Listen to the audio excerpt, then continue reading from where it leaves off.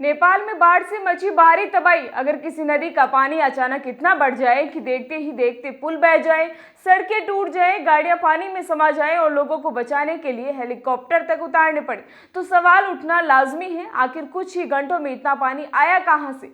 जी हां, नेपाल में 26 अगस्त को आई विनाशकारी बाढ़ ने इसी सवाल को सबसे बड़ा रहस्य बना दिया है।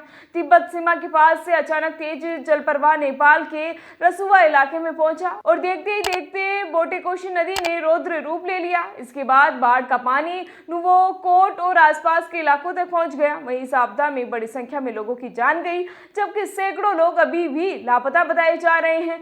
कई भारतीय नागरिकों के भी संपर्क में नहीं होने की खबर सामने आई है। बाढ़ इतनी अचानक आई कि लोगों को संभलने और सुरक्षित जगह जाने तक का मौका तक नहीं मिला है। कई पुल और सस्पेंशन ब्रिज पानी में बह गए, बिजली और सड़क व्यवस्था को भारी नुकसान पहुंचा और जल विद्युत परियोजनाएं भी प्रभावित हुई हैं। लेकिन अब आपदा का सबसे अहम हिस्सा सामने आता है।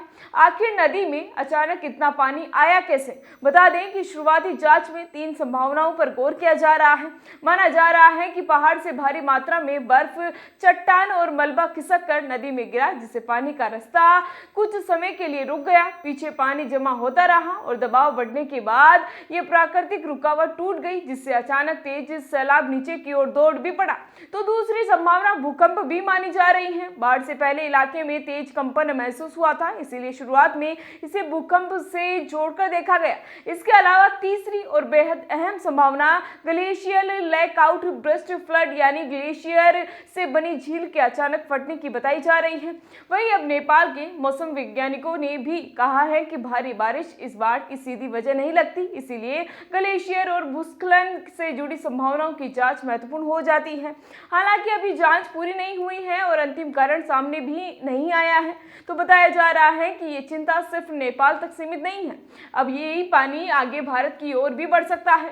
कहा तो ये भी जा रहा है कि त्रिशूली नदी आगे चलकर नारायणी का हिस्सा बनती है और भारत में यह नदी गंडक के नाम से जानी जाती है। इसीलिए बिहार और उत्तर प्रदेश में गंडक के जलस्तर पर लगातार नजर रखी जा रही है। पश्चिमी चंपारण, पूर्वी चंपारण, गोपालगंज, सारण और आसपास के संवेदनशील इलाकों में प्रशासन को सतर्क किया गया है। जानकारी के अनुसार यूपी के महाराजगंज और कुशीनगर पर भी नजर है। भारत की ओर से नेपाल को हर संभव मानवीय सहायता देने की बात कही गई है।